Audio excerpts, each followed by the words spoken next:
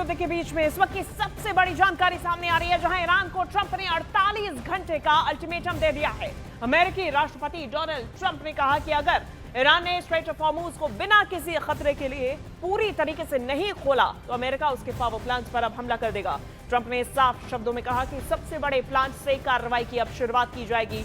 सीधी धमकी दी गई है ट्रंप की तरफ से। ये सबसे बड़ी जानकारी सामने आ रही है क्योंकि लगभग 1 महीना इस युद्ध को बीत चुका है और कहीं से कहीं तक युद्ध विराम की तस्वीरें और इसकी कोई भी उम्मीद नजर नहीं आ रही है। अब इस बीच ईरान को ट्रंप ने 48 घंटे का अल्टीमेटम दे दिया और कहा कि अगर स्ट्रेट ऑफ हॉर्मुज ईरान की तरफ से बिना किसी खतरे के पूरी तरीके से नहीं खोला गया तो अमेरिका उसके पावर प्लांट्स पर अब हमला करेगा। और सबसे पहले साफ शब्दों में ट्रंप ने कहा कि सबसे पहले सबसे बड़े प्लांट से कार्रवाई की शुरुआत की जाएगी।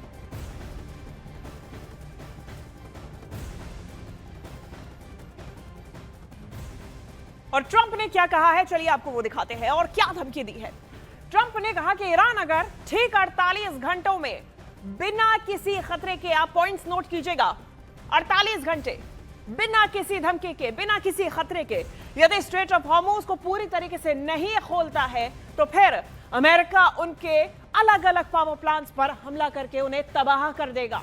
और सबसे पहले जो सबसे बड़ा उनका पावर प्लांट है उसको निशाना बनाया जाएगा। यानी कि की पॉइंट्स में ट्रंप ने सीधी सीधी धमकी दे दी और कहा कि अब ये युद्ध रुकने वाला नहीं है। तो सीधी बात है कि ट्रंप अब किसी भी हाल में हॉर्मुज खुलवाना चाहते हैं क्योंकि ये सिर्फ एक समुद्री रास्ता नहीं है बल्कि दुनिया की अर्थव्यवस्था की ये पाइपलाइन है। और ऐसे में नेटो के कायर देशों के को हम याद रखेंगे, ये बात भी ट्रंप की तरफ से कही गई है। ट्रंप ने सीधा सीधा कहा कि इस युद्ध में नेटो ने हमारा साथ नहीं दिया है, नेटो के देश कायर हैं और हम इस बात को याद रखेंगे। हॉर्मुज खोलने में मदद नहीं कर रहे हैं नेटो देश, इसका आरोप भी नेटो देशों पर उन्होंने लगाया है। हॉर्मुज स्ट्रेट को सैन्य तरीकों से खुलवाने में सहयोग नहीं देने पर ट्रंप ने नेटो देशों पर यह निशाना साधा। कहा कि मदद ना मिलने का नेटो के भविष्य पर भी असर पड़ेगा। यानी कि अब सीधे तौर पे इसे माना जाए कि ट्रंप यानी कि अमेरिका और नेटो देशों के बीच में जो संबंध है वो खराब होते हुए इस युद्ध के बाद में नजर आ सकते हैं। NATO's gone down a long way because they haven't.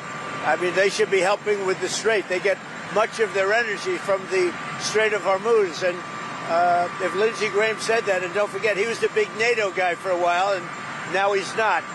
And a lot of senators and congressmen, they were big. They're very upset with the fact that NATO has done nothing.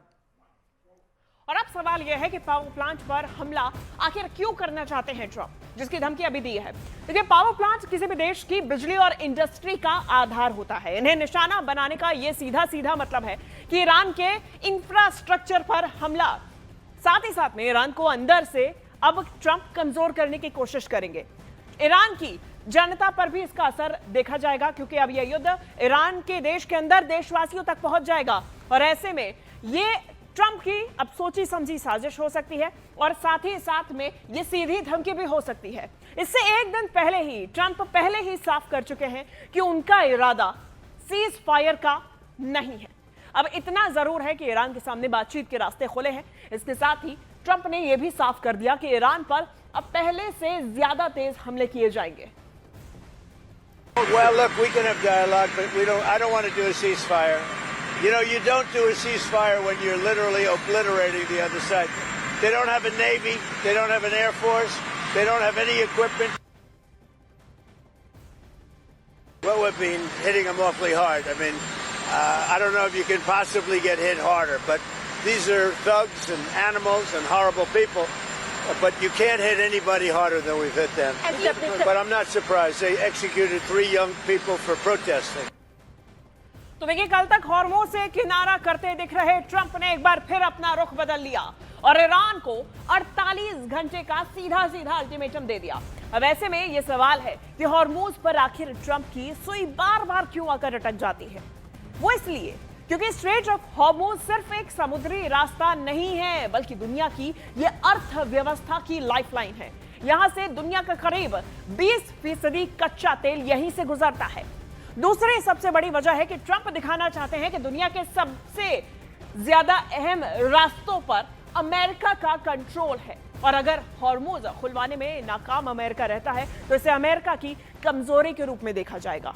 इसके अलावा हॉर्मूज खुलवाने की एक बड़ी वजह से America की अपने सहयोगियों की सुरक्षा भी है। यूएई, सऊदी अरब समेत कई ऐसे देश हैं जिनका जो तेल है वो इसी रास्ते से गुजरता है और खास तौर पे पश्चिम एशिया तक पहुंचता है। और चौथी वजह जो कि सबसे बड़ी है, अमेरिकी अर्थव्यवस्था को बचाना, क्योंकि हॉर्मूज बंद होने से तेल महंगा हो जाएगा, जिससे ट्रांसपोर्ट महंगा हो जाएगा और महंगाई की वजह से अमेरिका की अर्थव्यवस्था के साथ ट्रंप की पॉलिटिक्स भी प्रभावित होगी।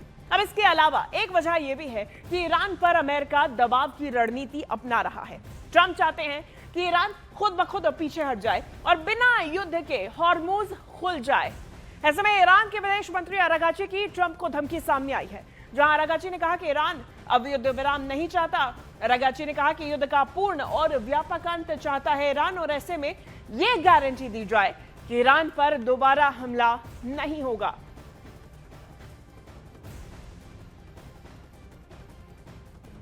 वहीं दूसरी तरफ ईरान पर यूएस इजराइल के हमलों की निंदा की गई, जहां शिया धार्मिक गुरु अयातुल्लाह सिस्तानी ने इसकी निंदा की। अयातुल्लाह सिस्तानी की तरफ से कहा गया कि ईरान पर हमला एक बड़ी साजिश है। अयातुल्लाह सिस्तानी की तरफ से कहा गया कि जल्द से जल्द युद्ध रुकना चाहिए।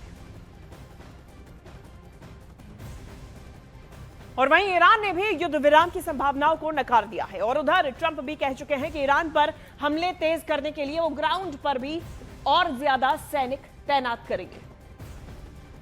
Well, I would say this, that if I told you the answer to that question, my military people would be very happy. But we have a lot of troops. We have unlimited ammunition. We have the greatest equipment in the world. And we are decimating Iran. It's about time. And frankly, it should have been done long before me.